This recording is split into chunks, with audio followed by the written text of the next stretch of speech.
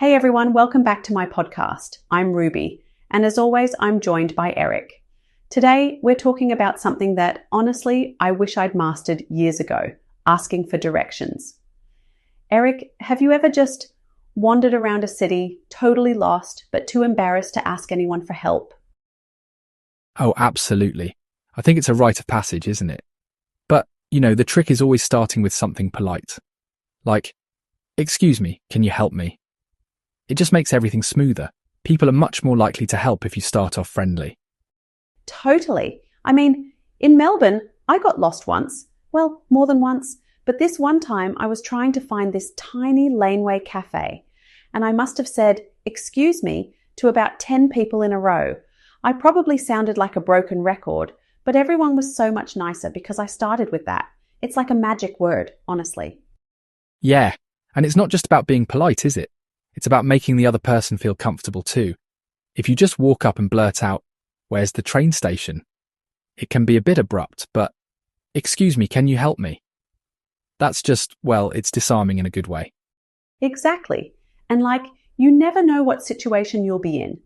Maybe you're in a new city, or even just a different part of your own town. I always think, if you start with a smile and a polite question, you're halfway there.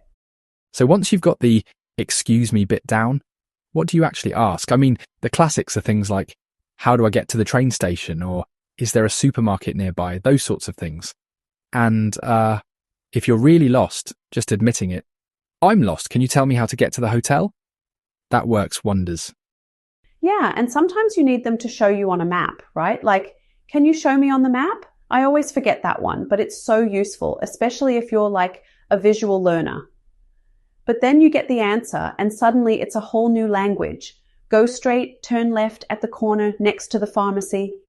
Oh, don't get me started on across from.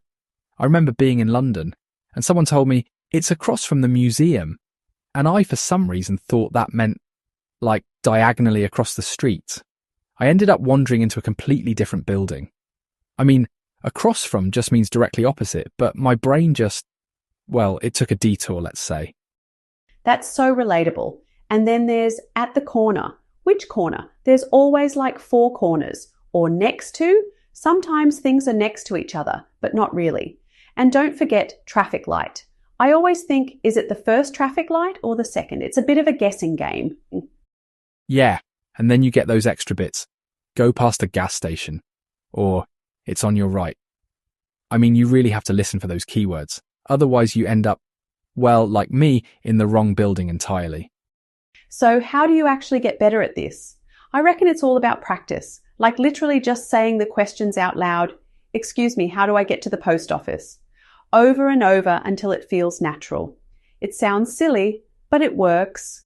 Yeah, and listening for those keywords like go past, on your right, or at the corner. If you practice picking those out, you won't get as flustered when someone gives you directions at lightning speed. And, even if you mess up, most people are happy to repeat themselves.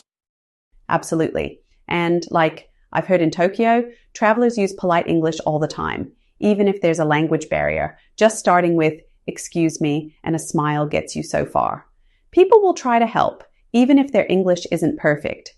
It's kind of comforting, actually. Yeah, it's all about confidence, isn't it? The more you practice, the easier it gets. And honestly, most people are just glad you're making the effort.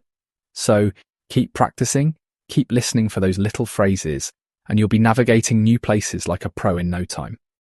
All right, that's it for today. Thanks for tuning in, everyone. Eric, as always, a pleasure getting lost in conversation with you.